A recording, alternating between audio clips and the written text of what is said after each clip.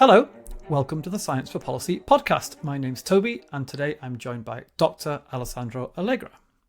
Alessandro is based at the European Commission, where he's worked both in the unit that's in charge of science advice and ethics, and that's in the Directorate General for Research and Innovation, and as a policy assistant to the Deputy Director General.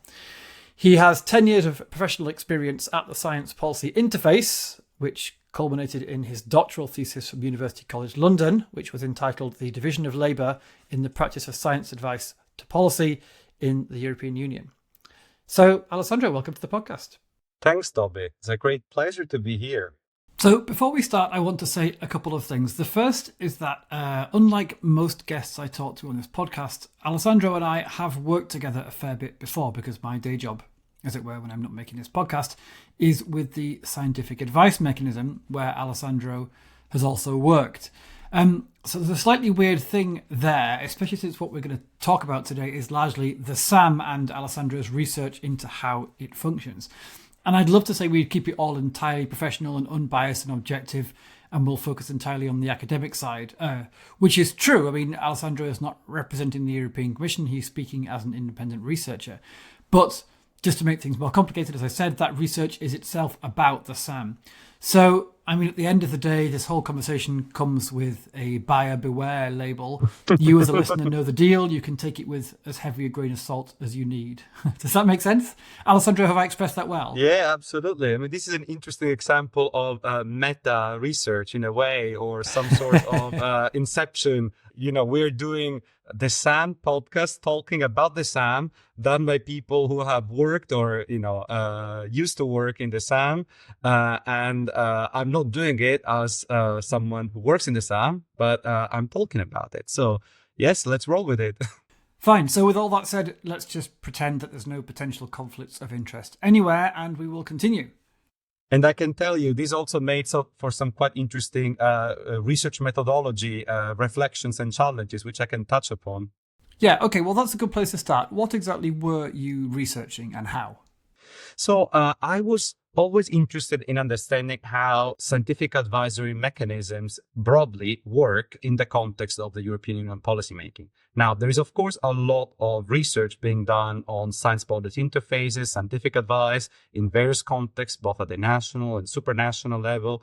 But as we know, the European Union is a strange beast in many ways. And what I find particularly interesting is that the European Union, because of its history and because of its remit, has a very central role for scientific evidence and expertise in its processes. Historically, the European Union developed from the common market, which basically required a lot of harmonization, a lot of technical policymaking. So in a way, the nature of policymaking at the EU level is often much more technical than what you will find at the national level. So historically, scientific advice has played a very central role. And in a way, one could say that the European Union co-evolved with its expert structures, and experts permeate all levels of policymaking at the EU level. On top of that, the European Union as a political entity, as we know, is very heterogeneous. So you have a situation where you have common decisions that need to be taken in the face of a very diverse set of values through the means of technical expertise. So I'm interested in how these technical and scientific bodies actually act as a focal point for this diversity of policymaking traditions and values from across Europe. So that's how I got interested in this question, in studying scientific advice at the European level. And also, there was a historical coincidence in the sense that when I was starting to get interested into these topics and into the idea of maybe doing scholarly research on scientific advice, it was the time of the transition between the Barroso Commission and the Juncker Commission, when the position of chief scientific advisor to the president, then occupied by Dame Anne Glover under the Barroso presidency, was discontinued in the Juncker presidency, which then eventually brought to the establishment of the scientific advice mechanism, the SAM. So in a way, I got interested in the topic because I was working on it professionally at the time. I used to work at the Royal Society, which was very vocal about the importance of having scientific advice at the EU level. And that's how I got interested in this. And I started to get really fascinated about the multiple layer of scientific advice at the European Union level. Okay, so this is interesting for me. You said early on that there is a bunch of research being done on science advice. Help me out, because I sometimes feel like I get a skewed view presenting this podcast. It's easy for me to think that everyone I talk to is really into this stuff, so it's obviously a very live topic. So how true is that? Is there a big active community of researchers in this area? So I think depends how you go about looking for it, in the sense that there is a lot of research which is being done, which I think is very relevant to the topic of scientific advice. Not all of it, or not even most of it, is labeled as being research on scientific advice. Some of it is research that deals with broader issues of science and policy, science and politics, science and democracy, the role of experts in policy making, evidence-informed policy making, policy studies looking at advisory structures. So when I say that there is a lot of research, I mean that there is a lot of relevant knowledge.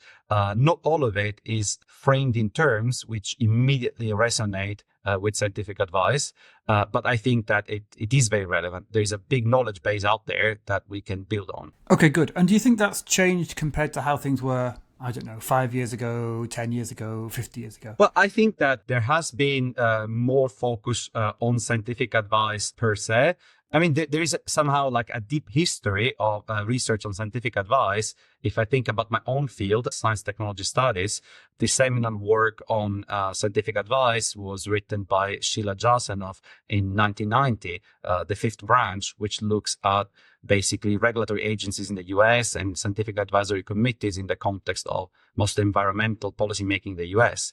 And that's considered to be a cornerstone of the study of scientific advice.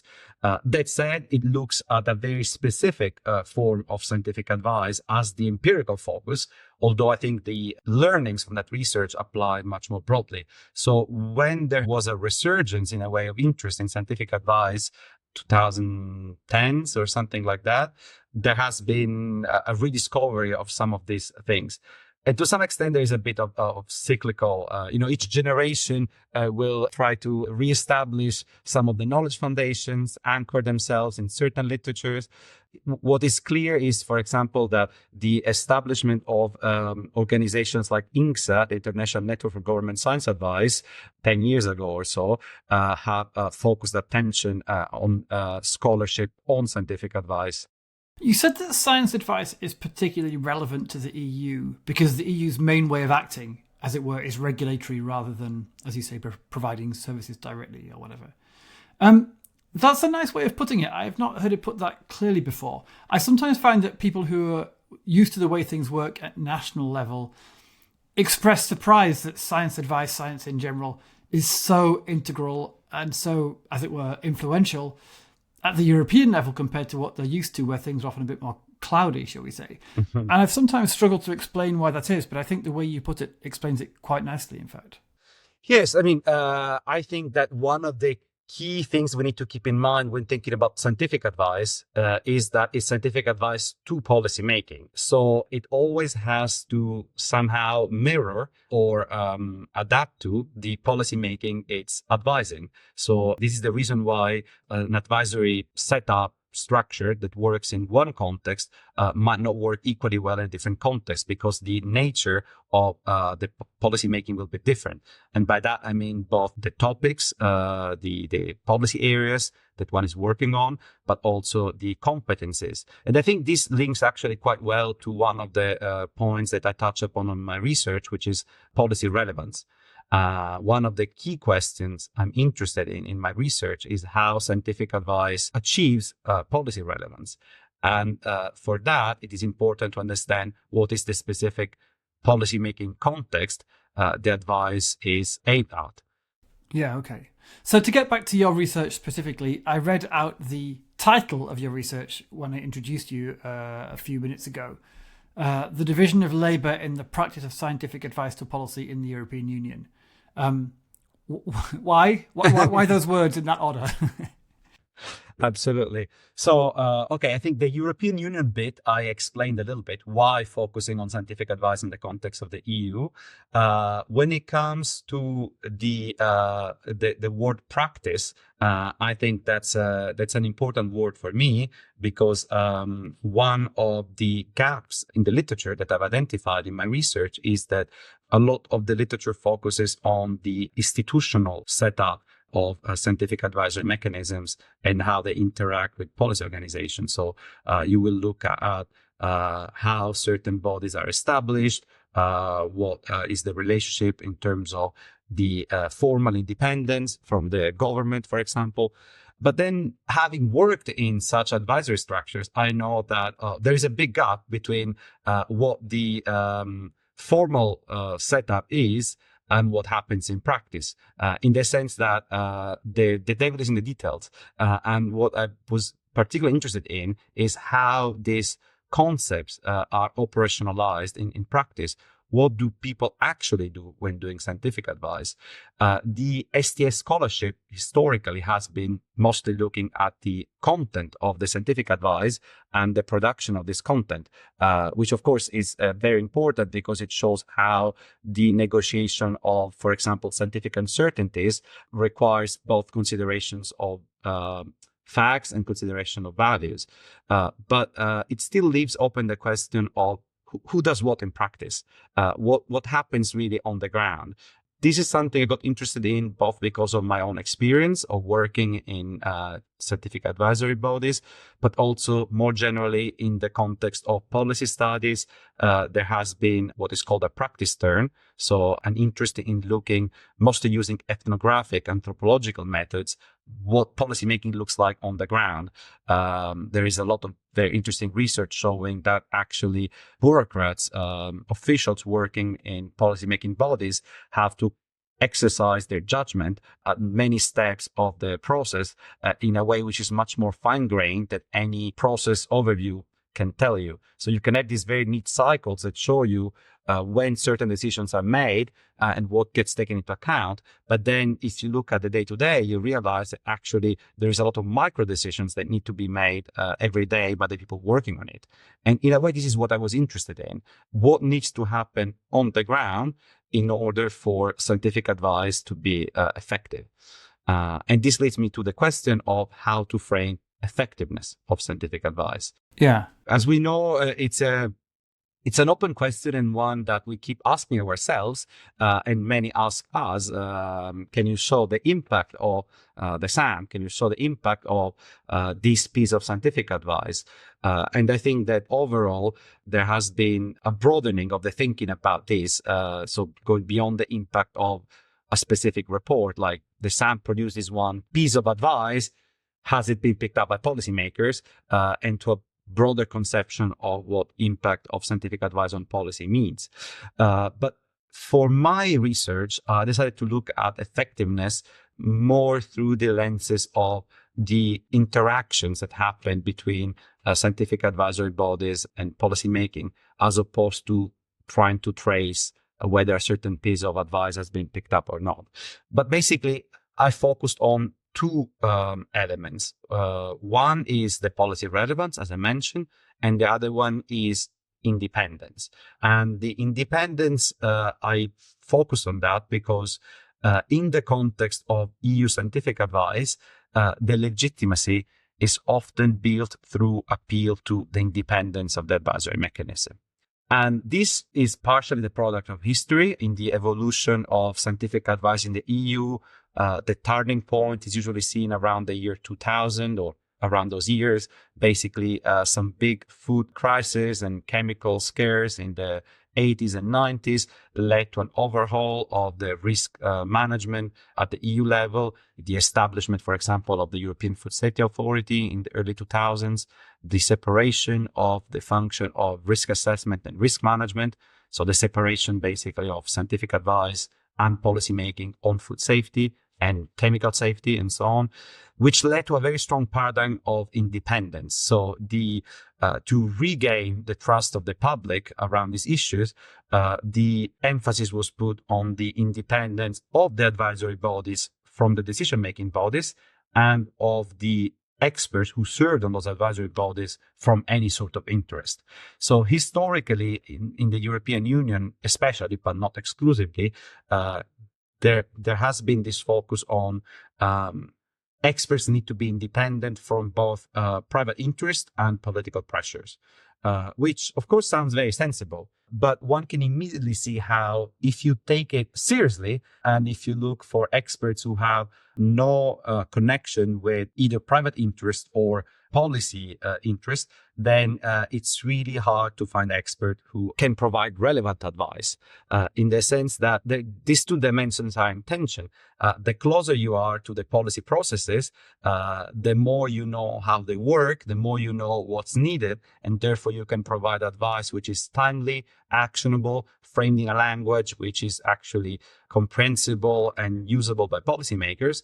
On the other hand, if you're too close, you risk having policy-driven advice, which happened in the past, where you had basically advisory bodies managed directly by the decision-making bodies that then had to make use of this advice, and this closeness was dangerous. On the other hand, if you have academics who are completely isolated from policy making, they might very well be incredibly knowledgeable about the topic, but it's hard for them to actually hit the right spot in a way.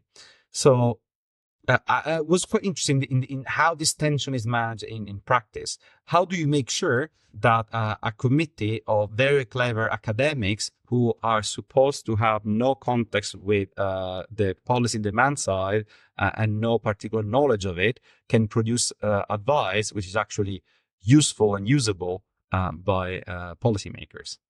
Okay, yeah, good. So then what's the answer? I mean, you looked at particular case studies, including the scientific advice mechanism, the SAM, right? Yes, so I looked mostly at two cases for my thesis. One is the SAM, and the other one is the European Food Safety Authority, EFSA, for the reason that I just mentioned, that historically EFSA can be seen as, in a way, emblematic of this paradigm of independence that was established after 2000. So I look at the way these two advisory bodies, which have very different remits, of course. EFSA is much more linked to regulation, has a very defined mandate of providing advice to the European Commission on the safety of food product and works within a very well-defined regulatory framework, while the SAM has a much broader remit, much more strategic, if you wish, but also less linked to specific regulation. I mean, in a way, the difference between these two bodies is that the EFSA will be asked, is this product safe to be put on the market based on toxicological data and other sort of scientific assessments, while the SAM might get asked much broader questions like, is the way we currently assess safety of products actually fit for purpose given certain policy goals? So the two bodies operate in quite different ways. They have different structures, but I think they're interesting because they highlight different ways of doing scientific advice at the European Union level, while still embodying a very similar approach to the use of expertise. So I looked at these two cases. In the case of EFSA, basing myself mostly on analysis of documents and on interviews with both members of the EFSA secretariat, experts serving on the EFSA advisory committees, and also some of the policy clients, if you wish, so the people working in the European Commission who were requesting advice from EFSA. In the case of the SAM, my research took a slightly different approach, in the sense that at one point I was working as part of the secretariat of the SAM. I spent 2 years there working on several scientific opinion, working very closely with a group of scientific advisors. And therefore, I could rely on my own experience of being part of some of these processes. And now this raises some interesting questions, both in terms of the methodology and the ethics of research, because I was not conducting this as a traditional ethnographic study or as a traditional instance of participatory observation, in the sense that actually my main job was to work in the SAM. I was not there to do research on the SAM. That was something that I was doing more on the back of my head or in my spare time. So I had to walk a bit of a careful balance there between using the experience and insight from my work in the SAM and making sure that, of course, I kept the confidentiality about the content of the work that I was doing. But in research terms, I think this poses some interesting challenges in terms of the objectivity of the research. But of course, the main thing is that it's important to triangulate. So I also conducted interviews with former colleagues, members of the group of chief scientific advisors, to make sure that basically I was not relying on idiosyncratic recollections, but rather I could build a full picture. At the same time, having been part of these allowed me to interpret, for example, things that I can read in documents in a way that someone who's external to the process could not do. You were, in fact, a little case study of the tension between independence and relevance, even in your own research. Yes, you could put an extra layer of inception there and show that. And I think it's a interesting question more broadly for researchers who are interested in policy organizations and in making sure that the research is not just theoretical, but actually actionable. If you want to do research inside these organizations, how do you manage access? How do you manage confidentiality? How do you balance, your role as sometimes also a critical scholar and your duty towards the organization that's employing you? I think that this really points to a different paradigm of research, at least in social research, than the traditional model of the disinterested scholar who looks into the process from outside. Yeah. Okay, good to know there is a second PhD waiting to be written there if you decide to develop that framework. So then tell us the answers. I'm particularly interested to know whether your research was mostly descriptive, just investigating and writing down how these organizations work, or whether you went a step further and tried to also assess how effective they were or how effective their advice was. So I think this really points to the last keywords of my title that we've not unpacked yet, which is the division of labor. In the sense that from the outside, when one looks at scientific advisory structures, it's often easy to focus on the most visible layer, which is that of the advisors. That's what has happened in many of the existing studies of scientific advice, that the focus is on the layer of the expert advisors. Who are these people? How are they selected? How they interact with each other? How do they build consensus among each other? And this is, of course, incredibly important because in the end, these are the people who possess the scientific expertise, which is brought to relevance onto the policy domain. So it's the very essence of scientific advice. At the same time, anyone who has looked under the hood of any of these structures knows that there is a lot more going on and many more people involved than the committee of experts that's providing advice and maybe putting their name on the report. I mean, if we take the case of the SAM, as we know, the SAM has a peculiar tripartite structure of the group of 7 chief scientific advisors, the SAPEA consortium of academies from all across Europe, and the secretariat of the SAM based in the European Commission. So already the structure of the SAM hints at some division of labor. In this structure, you can see easily that the group of chief scientific advisors and the expert working groups put together by SAPEA for each specific piece of advice have a different function. The SAPEA working group provides the main analytical thrust, if you wish. By doing the review of the evidence, they provide a very strong link with the body of knowledge and expertise on a given topic. By having the involvement of subject matter experts, by conducting extensive reviews of the literature and condensing them into what is then 100, 200 pages report that summarizes the state of the knowledge. And this is framed as a mostly scientific task, which is policy relevant, but is mostly an analytical task. On the other hand, the group of chief scientific advisors does not conduct much of this analysis itself. Instead, what they do is, on the basis of the analysis and review conducted by the SAPEA working group, they produce policy advice, which is grounded in the science. So I like to think that there is already a division of labor here between basically the policy relevant scientific work done by SAPEA and the scientifically grounded policy work done by the chief scientific advisors. Now, I'm not sure whether our chief scientific advisors will fully recognize themselves in this description that I make of their work, but I see that as sort of like incremental steps in a continuum between science and policy. And one thing I should say is that from the perspective of STS, of the scholarly field of science technology studies where I come from, science and policy are not two distinct entities that exist out there in the world and need to be bridged or translated from one to the other, but rather they are seen as two aspects of the social world that form a continuum, and you actively draw the line between one and the other based on considerations of use of authority. As a society, we want to draw a line between our knowledge of the world and what we do about the world, which is basically what policy can be seen as about, as a domain of values.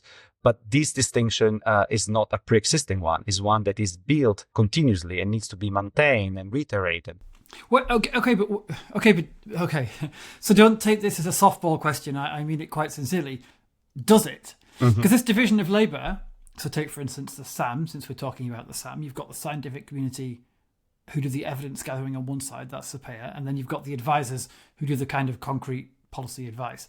If we want this two-part setup, we have to maintain it and police it and regulate it and so on, as you said. And it's a setup that often generates questions from outsiders, in my experience, and to be honest, sometimes from inside too. Why do we need both? Aren't we artificially carving up a single job into two separate parts? So if it's true that if we want that, we have to build it and maintain it constantly, is there really value in doing it? Do we want it?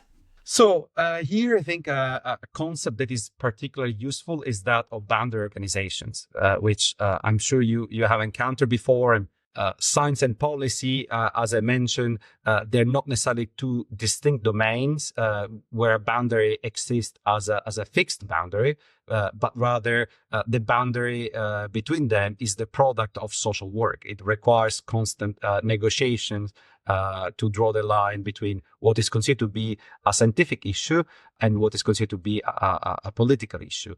And boundary organizations are organizations that sit across these two domains and in a way stabilize this boundary, so it does not need to be renegotiated each time by internalizing some of this work and some of these tensions. So these organizations tend to have lines of accountability towards both domains and in a way internalize this work of discussion. So of course, scientific advisory mechanisms are exactly an example of this boundary organization, because if you have a well-functioning scientific advisory mechanism, then you don't have to question each time whether a certain issue is in the domain of science or in the domain of policy, but rather you have a forum for this discussion to happen, taking into account consideration from both sides.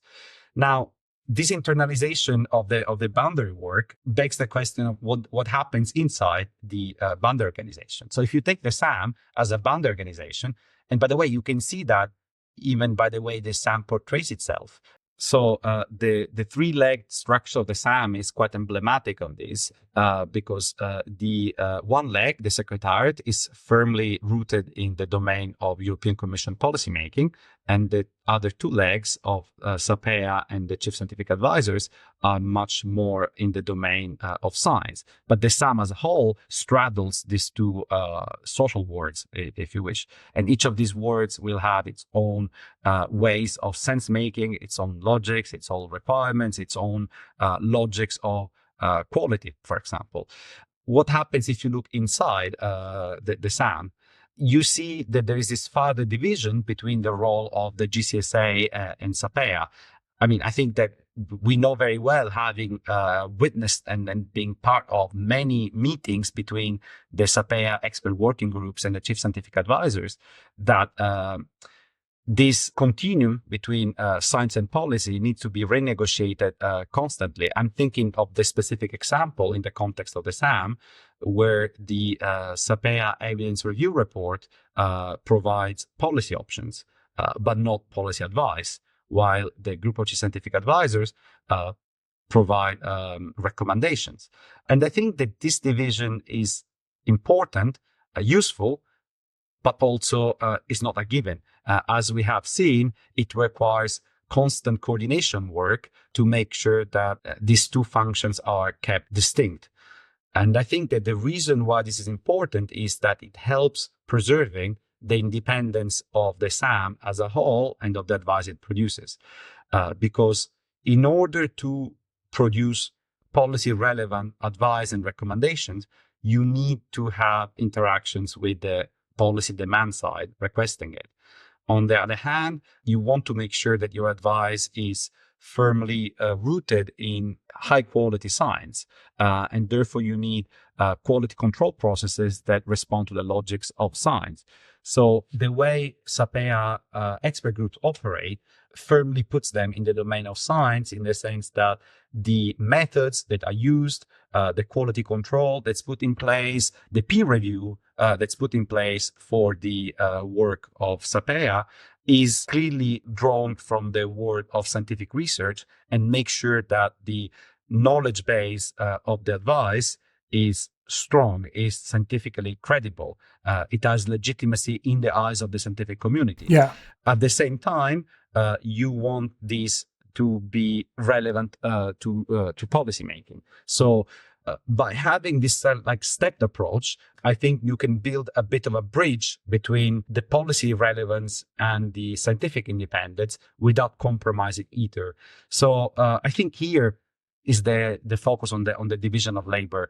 Scientific advice is not monolithic, especially in the case of the SAM, but something very similar applies to other organizations. If I take the example of EFSA, they also have a division between several sub-layers of scientific committees. There is a higher scientific council of EFSA, then there is thematic panels, and there's expert working groups set up for each given topic. So even there, you have a layering of the scientific advice and that division of labor, where basically each layer is one step removed from the science and one step closer to policy, if you wish. So we can think of it as a bit of a stepped approach, where you do certain transformations. You take the scientific literature, the evidence in the scientific literature, and you synthesize that to address a certain policy question. That's a first step of transformation. When you do an evidence review, you are transforming, if you wish, the raw scientific knowledge into a more digest product, which already goes in the direction of answering a certain policy question. Then on the basis of that, you have the development of policy options, which again remain firmly grounded in the science, but already look at the possibility of action. At the same time, these are not prescriptive.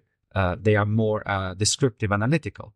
And then you have the further step of making policy recommendations out of these policy options, which is one step farther from the domain of facts and science into the domain of policy and values. So I think each of these transformations is important, but it's also important that these are kept separate and that a process can be traced. And I think this is one of the great strengths of the SAM, that all of the steps in this process are documented in the different outputs it produces, but also they are the responsibility of some different people.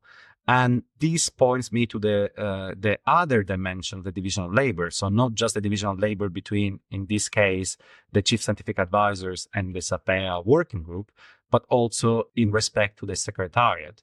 And here I focus mostly on the secretariat of the SAM based in the European Commission. Although, of course, there is also a dimension of the secretariat within SAPEA that supports the SAPEA working groups.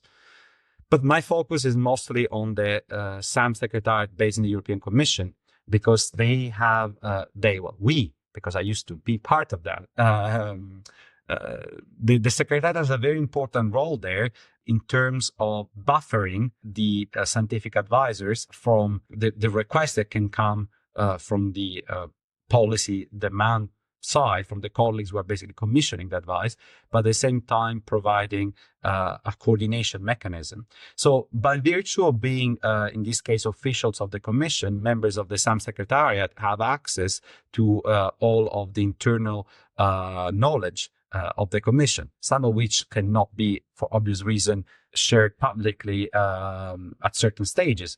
If you think about, for example, development of new policies, which might have a big impact on certain sectors or industries, there is an obvious reason why certain processes and developments need to be done internally before they can be made public. At the same time, it is very important that the scientific advice that's being produced, maybe to inform some of this policymaking, takes into account some of these developments. So by being in this position of being internal to the commission, but working for the independent advisors, the members of the secretariat can selectively bridge between some of the internal knowledge of the organization and the external scientific expertise of the advisors, and help steer their work in a direction that actually responds to this need. If we think again of the specific example of the SAM works at the request of the commission, and the request takes the form of a scoping paper. The scoping paper defines the mandate from the commission to the SAM to provide advice on a certain topic, and outlines the policy landscape and the timeframes towards which the advice need to be aimed at, and some of the broader considerations that went into the request. And it is very important for the SAM to be aware not just of what the request consists of, but also what went into that request. And that's a form of knowledge that is not always available to external advisors. If you just receive a letter from the commissioner saying, can you please answer a question on A, B, C, you will not know maybe that there was a D question which has been left out, or you will not know that the wording of the question has been changed many times to maybe broaden the scope to make sure that it was not too narrowly defined. Members of the SAM Secretariat are involved in the scoping process, and they have the knowledge of how the mandate was produced, which means that when it comes to assessing, for example, whether certain evidence is relevant or not, they have a broader knowledge that they can bring to relevance to make sure that the advice is relevant to the actual need beyond what is stated in the mandate. And at the same time, given the relatively long time frame that can pass between the publication of the mandate and the finalization of the advice, the policy landscape might have evolved in the meantime. There might be ongoing internal initiatives, which again might not be publicly known, but the members of the Secretariat can be aware of, and therefore make sure that this can be incorporated into the advice that's being produced. I mean, these are all examples of how having a strong secretariat, which has a good grounding into the policy-making machinery of the European Commission, in this case, plays a very important role in ensuring the relevance of the advice, which is still provided by external independent experts who have ultimately the discretion of deciding what goes into their advice. So you have this double function of coordination and separation that allows to dynamically manage this tension between independence and relevance. Okay, that makes sense. But I want to challenge you a little about some parts of it. Firstly, you said that secretariats selectively bridge between policymakers and scientific advisors, so acting as a buffer. The word selectively is interesting there because it sounds like they actually have quite a lot of power. I mean, even though you say at the end of the day, it's the advisors who decide what's going in the advice, of course that's true, but then if the secretariat are the gatekeepers, they have a lot of control. And so the advice can kind of be shaped by them, or at least by that process, in a way that's not always transparent, either from the outside or even from the inside. So firstly, do you agree with that? And if so, how is that kind of power managed and discharged? I mean, I think this leads to a broader question about power in bureaucracies. I think it goes beyond scientific advice, and it's something which is studied in political sciences, in policy studies, which is how much discretions bureaucrats have and how much power do they exercise. Often when we look at policy making, we tend to focus on the designated decision makers like the minister or the parliament. But actually, we know very well that officials have a very big discretion about what gets put in front of the minister in the first place. And I think it's a very similar dynamic here where, yes, members of the secretariat have discretion about what gets put in front of the advisors in terms at least of policy considerations.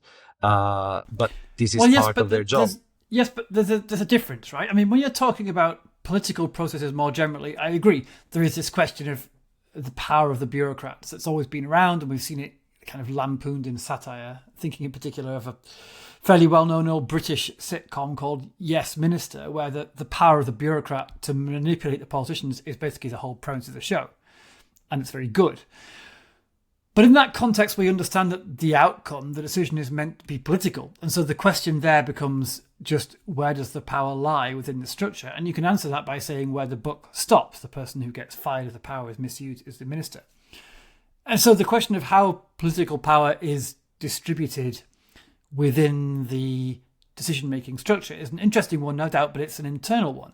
Whereas with scientific advice, the idea is it's supposed to be a link between the political decision-making and the empirical, fact-based scientific knowledge. And they each have their own books that stop in different places. And so you haven't just got the question of, how is it distributed within the mechanism? You've also got the question of how do we ensure that the factual stuff, which is objective and separate from politics, is making it in the correct way into the political stuff. And that's where this secretariat role that you're describing is different from the bureaucrat role, which is all within the same structure. So that's kind of why I was wondering, it's that power to control and manage the interaction between two things, which is at the heart of science advice. Well, I think that in this regard, the division of labor again becomes very important because each of the different components of the SAM is independent from each other.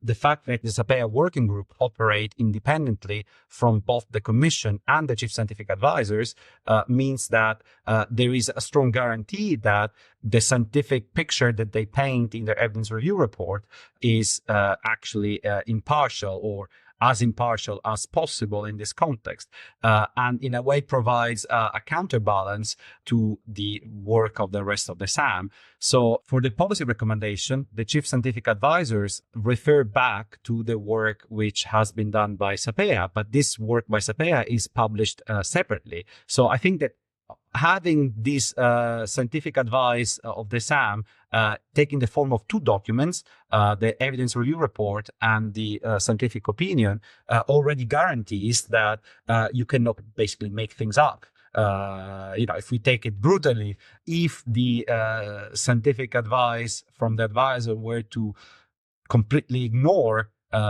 some of the scientific facts, this will be clear from the fact that there is an evidence review report that points in the direction, which doesn't mean that there cannot be sometimes, if not tensions, at least discrepancies that maybe we have seen that sometimes the chief scientific advisor realize as they process that they need a broader knowledge base than what is currently being prepared by the SAPEA expert working group. So they might need to convene further expert seminars or consultations and so on.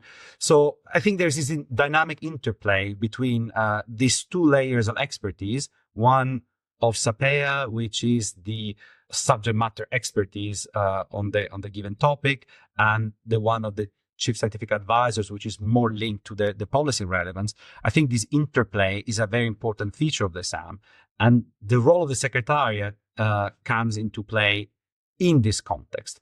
And the independence is not only the independence of the advisors, but it's the independence of the various parts of the SAM, in a way, from each other.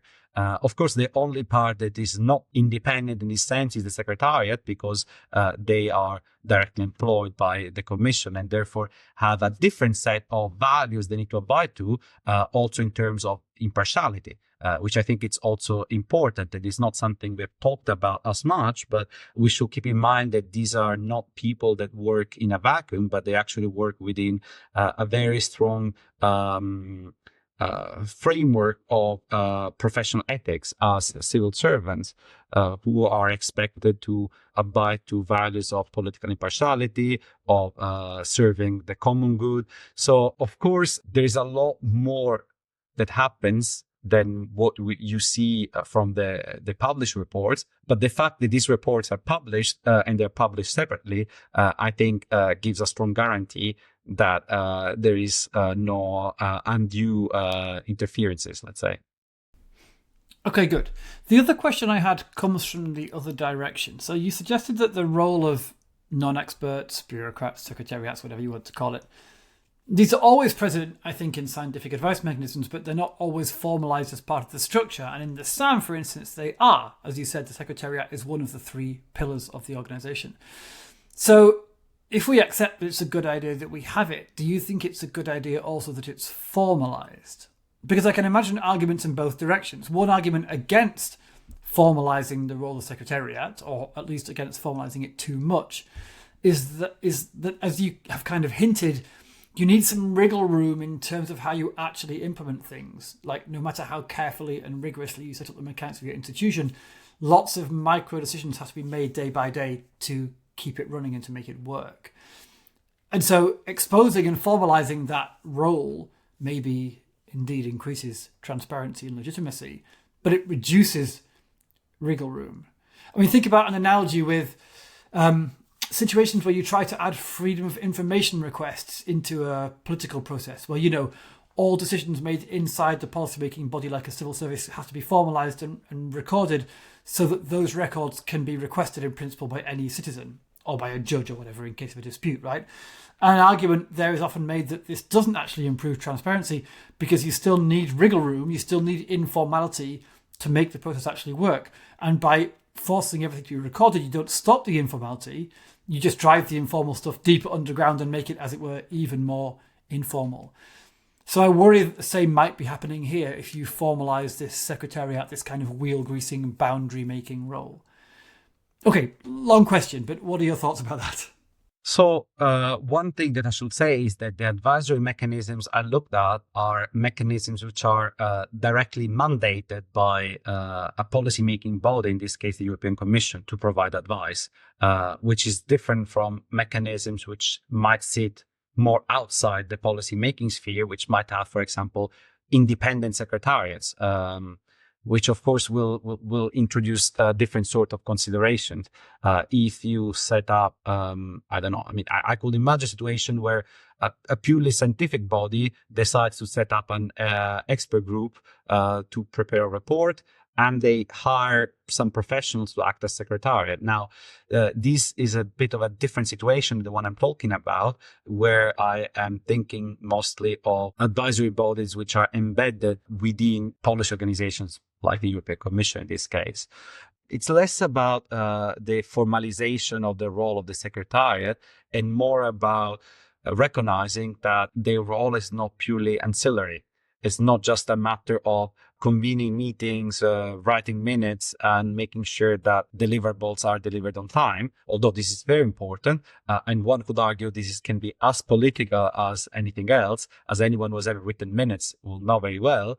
But I think the argument I want to make is that in this context, the Secretariat plays a fundamental role in ensuring that the advice is relevant, is actionable and useful, and that it's something that needs to be kept in mind when designing this mechanism. When thinking, for example, who should be part of the secretariat? What profile do we need? I think there's often this idea that a secretariat of scientific advisory mechanism needs to be staffed with scientists, with people with a scientific training who are able to look into the literature, who are able to do scientific writing. And of course, this is incredibly important. And we see that most often secretariat staff have a research background. At the same time, they're not there as the experts. And actually, they need to be socialized in both the world of scientific research and the world of policymaking. So in my view, the most effective secretariat are made up of people who have been scientifically trained, maybe, but also have experience of working on policymaking directly, so that they know what it means to be on both sides in a way, and they can much more easily shuttle between these different social worlds. So I think mine is more a plea for intentionality when thinking about the secretariats of scientific advisory mechanisms, rather than necessarily about the need to formalize any specific process one way or another. Okay, thank you. Which brings me then to my last question. Imagine that I'm trying to set up, heaven forfend, a new advisory body for science advice. What are the key takeaway messages from your research that I should take into account?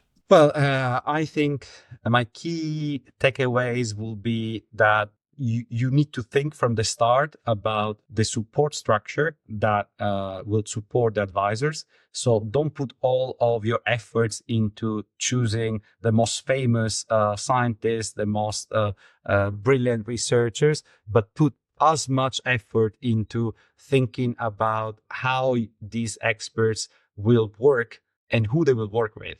What support are going to give them. And of course, this requires resources, and that's a big challenge, the challenge of money. There is often the question of, are the experts serving on advisory bodies paid for their work, and who pays? Is it part of their service as academics, or is it something they should be rewarded for or compensated for? But the other question is, what sort of professional support is needed to make sure that these scientists and experts can really fulfill their function as advisors? And this is often hard, because it's easier to convene a panel of very eminent scientists who probably don't care about being paid for that anyway. It can be an easy way to show that you are listening to the scientists, but there is a big risk, as we've seen in some examples, which I will not name, that this ends up in totally ineffective advisory mechanisms. Good.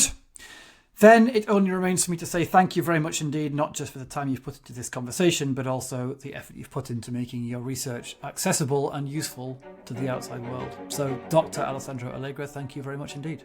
Thank you, Toby.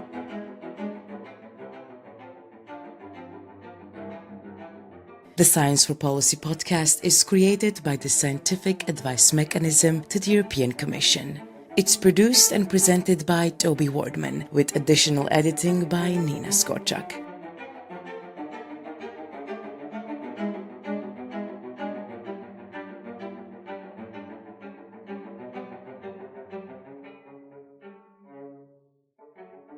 The Scientific Advice Mechanism provides evidence-based expertise and policy recommendations to inform policymaking in the European Commission. This podcast is funded by the EU via the SAPEA Consortium. Our theme music is composed by Carlo Alfredo Piatti and performed by Elisaveta Shushenko.